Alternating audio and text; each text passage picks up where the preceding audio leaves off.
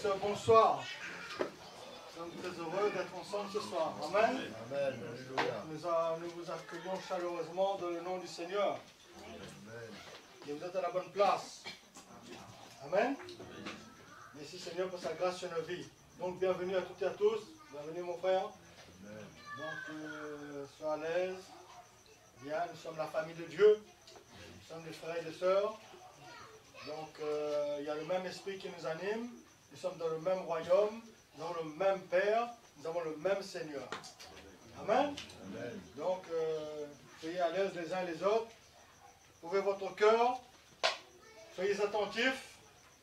Recevez pas seulement des paroles, mais comprenez l'esprit. Amen. Amen. Parce que la lettre tue, l'esprit vivifie. Jésus a dit, les paroles que je vous ai dites sont esprit et vie. Amen. Le Seigneur Jésus est venu pour nous donner la vie. Il n'est pas venu pour nous donner des doctrines. Il n'est pas venu pour nous emmener autre chose que la vie. Il disait dans sa parole, il dit comme ça, je suis venu pour donner la vie à mes brebis et la vie en abondance. Ce n'est pas seulement une petite vie, mais la vie en abondance, frères et sœurs. Parce que c'est avec la vie de Dieu qu'on pourra servir le Seigneur, marcher d'une manière qui soit agréable. Ce n'est pas par notre technique, ni par doctrine, ni par des préceptes humains, ni par des techniques. C'est seulement avec la vie de Dieu. Amen. En dehors de la vie de Dieu, c'est impossible. Et pour cela, Dieu nous a donné son esprit. Alléluia. Amen. Les eaux des fleuves d'eau vive jailliront de votre sein. Il disait cela de l'esprit que devaient recevoir ceux qui croiraient en lui. Donc le fleuve est en nous. Mon frère, ma soeur, il y a un fleuve en toi. Parce que tu as l'esprit de Dieu en toi. Tu as l'esprit composé en toi. Alléluia. Cet esprit composé dans Exode 32 qui parle, il est en toi. Donc c'est un fleuve d'eau vive. Et des fois, ben, c'est nous qui empêchons ce fleuve de jaillir de nous, quoi. Parce que c'est seulement par la vie de l'esprit qu'on peut expérimenter cela. Amen. Gloire à Dieu. Donc, ce soir j'étais en deux cœurs, comme dit Péal. Donc, je voulais, d'après certaines indications, je veux parler de la souffrance. Et certaines indications, je veux parler du royaume de Dieu. D'après vous, qu'est-ce que je dois parler? Hein? Hein?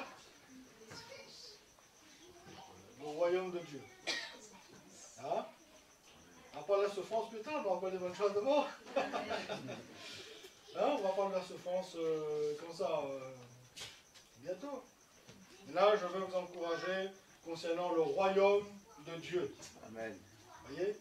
Parce qu'après, vous serez plus en train à souffrir. Et vous savez pourquoi vous allez souffrir, n'est-ce pas?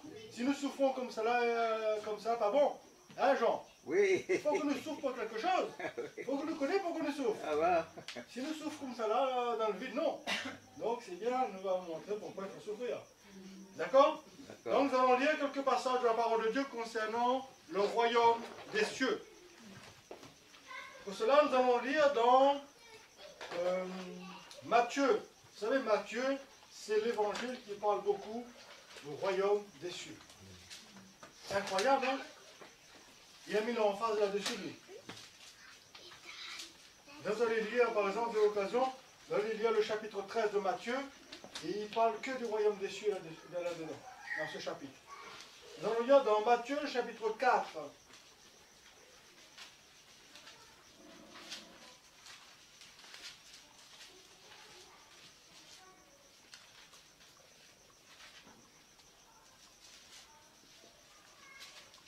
Le verset 17.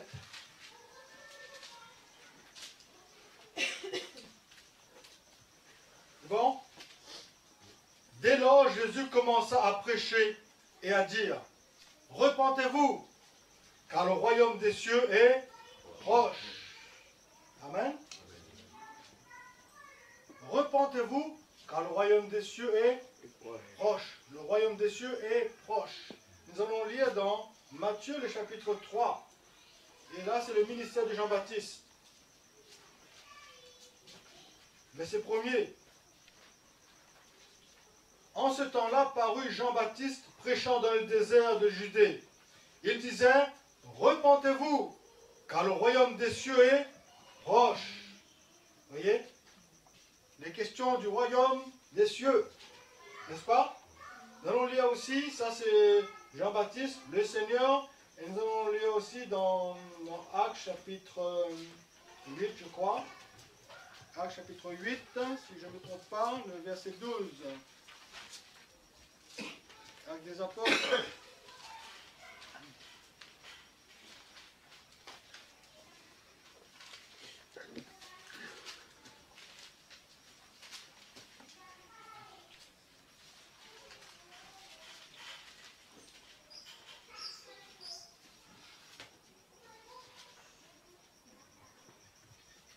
C'est bon?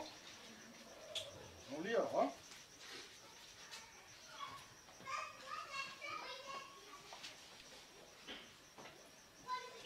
Mais quand ils eurent cru à Philippe, qui leur annonçait la bonne nouvelle du royaume de Dieu et du nom de Jésus-Christ, hommes et femmes se firent baptiser.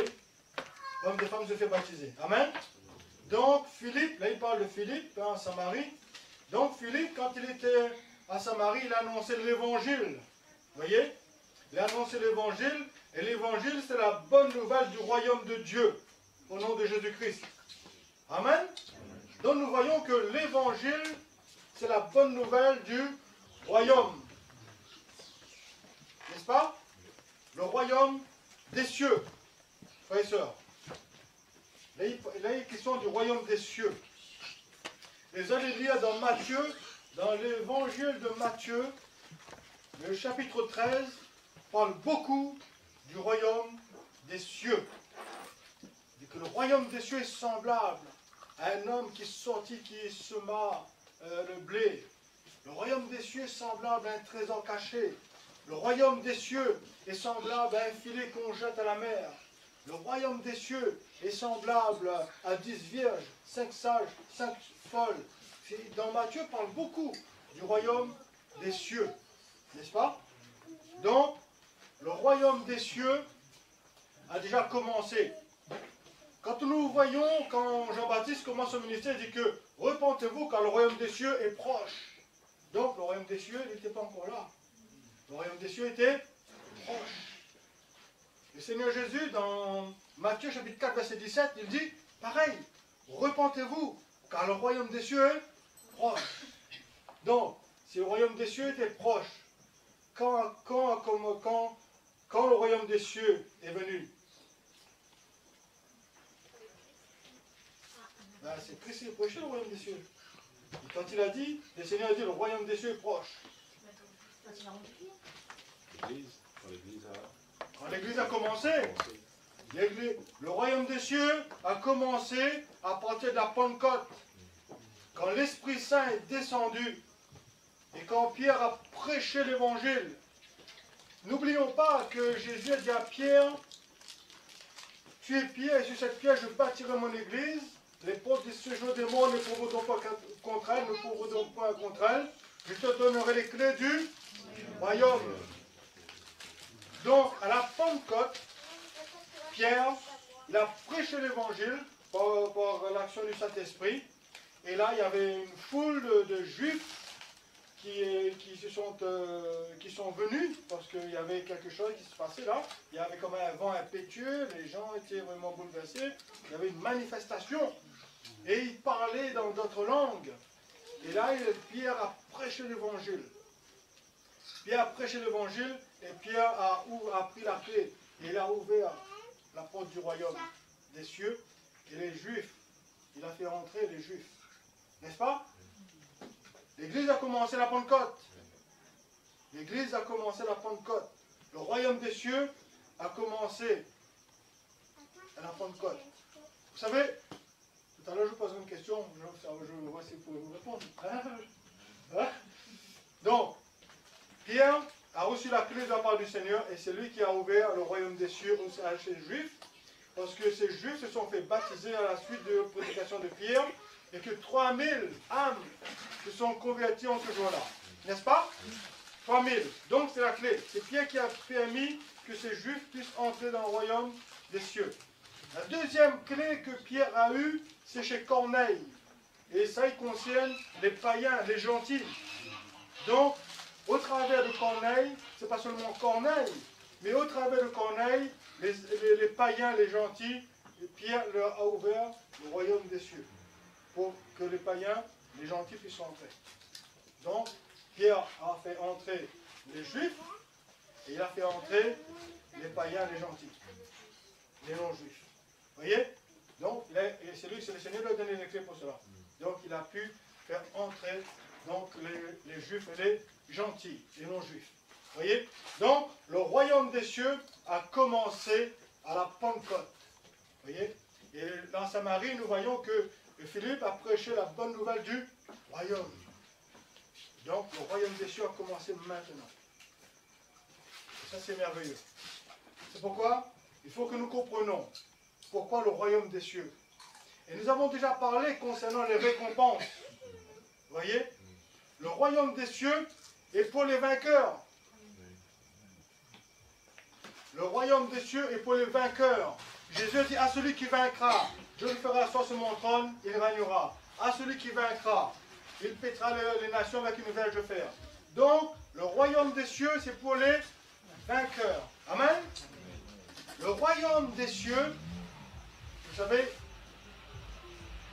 le royaume, quand Jésus prie dans Matthieu, il dit, Père, que ta volonté soit faite sur la terre comme au ciel, que ton règne vienne. Vous savez, là-haut, Dieu règne là-haut. Là-haut, il n'y a pas de problème là-haut. Là-haut, Dieu règne. Les anges et tout sont soumis, sont obéissants, et Dieu domine, Dieu règne, il n'y a pas de problème dans le ciel. Mais le problème, c'est sur la terre. Vous voyez? Mais le royaume des cieux, c'est une manifestation du royaume de Dieu sur la terre. Vous voyez? Donc, le royaume des cieux, ça concerne la terre. Vous voyez? Le royaume des cieux est pour la terre. Dieu va gouverner, Dieu va régner sur les hommes, sur la terre, parce que dans le ciel, il n'y a pas de problème, lui.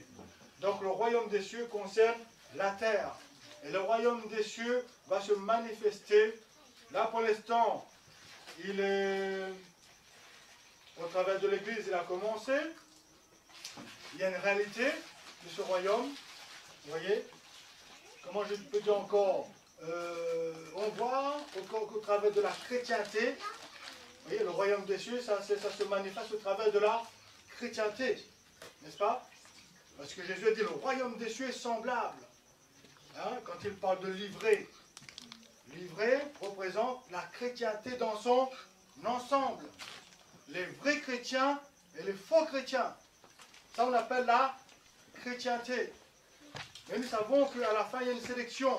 À la fin, il y a une séparation. N'est-ce pas?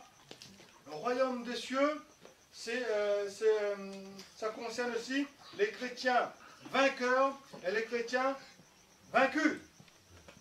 Ceux qui sont prêts et ceux qui ne sont pas prêts. Et nous voyons cela au travers de Matthieu. Allons lire Matthieu, le chapitre 25.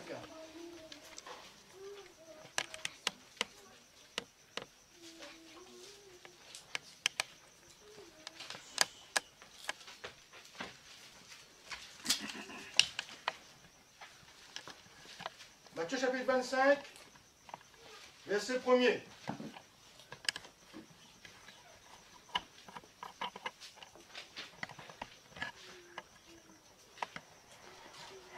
Parabole de 10 vierges. Alors le royaume des cieux sera semblable à 10 vierges qui, ayant pris leur lampe, allèrent à la rencontre de l'époux. 5 d'entre elles étaient folles et 5 sages. Les folles, en prenant leur lampe, ne prirent point d'huile avec elles.